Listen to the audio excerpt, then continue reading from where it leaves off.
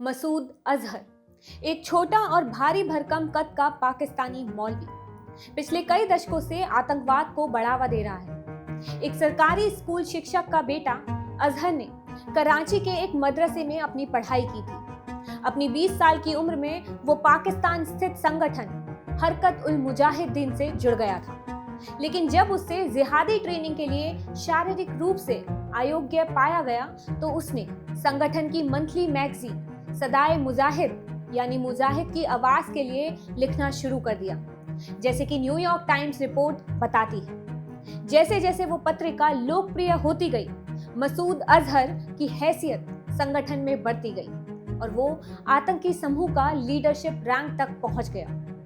उसके भाषण जो वो सऊदी अरेबिया और यूनाइटेड अरब एमिरेट्स जैसे विदेशी देशों की मस्जिदों और मदरसों में देता था, लोगों को भारत के खिलाफ कश्मीर को आजाद कराने के नाम पर जिहाद के लिए भड़काता था। इन भाषणों ने न सिर्फ उसकी भाषण कला को साबित किया, बल्कि हरकत उल मुजाहिदीन के लिए फंड जुटाने में भी बड़ी भूमिका निभाई। अजहर ने कश्मीर को आजाद कराने की अपनी मुहिम तेज कर दी। इस कोशिश में वह 1994 में श्रीनगर तक पहुंच गया। यही भारतीय सुरक्षा बलों ने उसे तब गिरफ्तार किया जब वह हरकत उल अंसार आतंकी संगठन के कमांडर सज्जाद अफगानी से मुलाकात कर रहा था।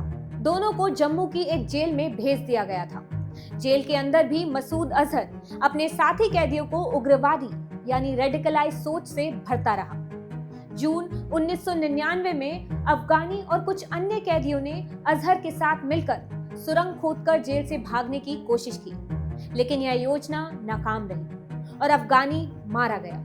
जेल से भागने की नाकाम कोशिश के बाद मसूद अजहर को आजादी के लिए ज्यादा इंतजार नहीं करना पड़ा। 24 दिसंबर 1999 को 5 नकाबपोश आतंकियों ने इंडियन एयरलाइंस की फ्लाइट IC-814 को हाईजैक कर लिया। ये विमान काठमांडू के त्रिभुवन इंटरनेशनल एयरपोर्ट से उड़ान भरने के करीब 40 मिनट के बाद दिल्ली के इंदिरा गांधी इंटरनेशनल एयरपोर्ट के रास्ते में था।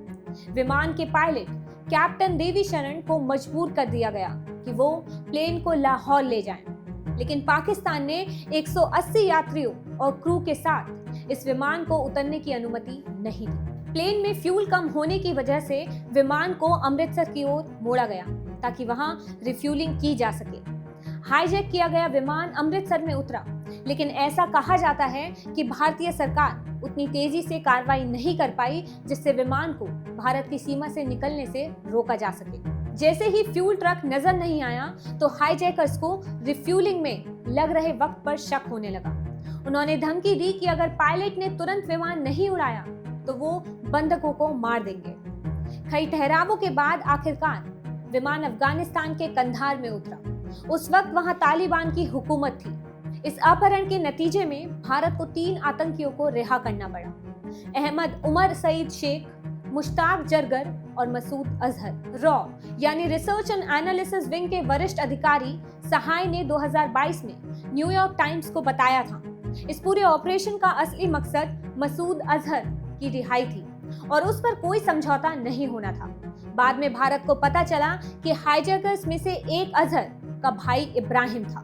रिहाई के बाद पाकिस्तान लौटते ही मसूद अजहर वहां के हीरो बन गए। उसने खुलेआम भाषण देना शुरू कर दिया जिनमें वो कश्मीर में जिहाद की वकालत करता था।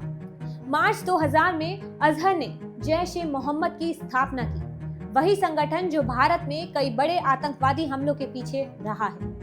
अक्टूबर 2001 में जैश-ए-मोहम्मद के आतंकी ने विस्फोटकों से भरी गाड़ी जम्मू कश्मीर विधानसभा के गेट पर रोक दी। धमाके के बाद 2 आतंकियों ने अंदर घुसकर फायरिंग की, जिसमें 38 लोगों की मौत हुई। फिर इसी साल दिसंबर में 5 जैश आतंकियों ने संसद भवन पर हमला किया। गोलीबारी में 7 लोग मारे गए और जांच में पता चला कि यह हमला मसूद अजहर के जैश और हाफिज सईद के लश्कर-ए-तैयबा ने मिलकर किया था। हमले के बाद पाकिस्तान ने जैश पर बैन लगाया और अजहर को नजरबंद किया, लेकिन 1 साल बाद उसने इन दोनों को ही छोड़ दिया।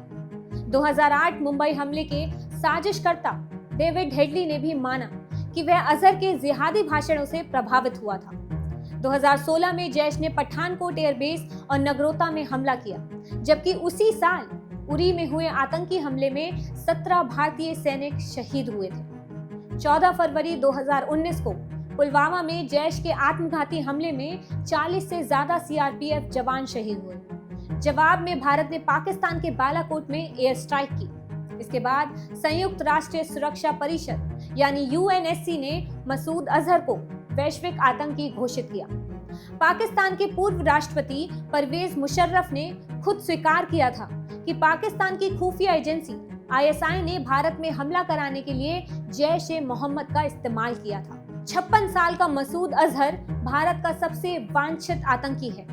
अप्रैल 2019 के बाद से वह सार्वजनिक रूप से दिखाई नहीं दिया है। माना जाता है कि जैश का संस्थापक इस समय पाकिस्तान के बहावलपुर में किसी सुरक्षित ठिकाने पर छिपा हुआ है। मसूद अजहर की कहानी सिर्फ एक आतंकी की नहीं, बल्कि उस सोच की है जो नफरत, जिहाद और कट्टरता के नाम पर इंसानियत को तबाह करती है। 1994 में जो इंसान भारतीय जेल में था, वही 1999 की एक गलती के बाद ऐसा जहर बन गया जिसने कश्मीर से लेकर संसद, पठानकोट, उरी और पुलवामा तक खून बहाया। लेकिन सच ये है कि भारत हर बार उस जहर से लड़कर और मजबूत हुआ है। आतंकी हर गोली, हर धमाके ने इस देश को तोड़ा नहीं, बल्कि एकजुट किया है। मसूद अजहर जैसे लोग भले ही पाकिस्तान की पनाह में छिपे हों, लेकिन इतिहास गवाह है, भारत अपने दुश्मन को कभी भूलता नहीं है। अगर आपको हमारा वीडियो पसंद आया हो तो बजरभट्टू दुनिया को लाइक, शेयर और सब्सक्राइब करना ना भूलिए।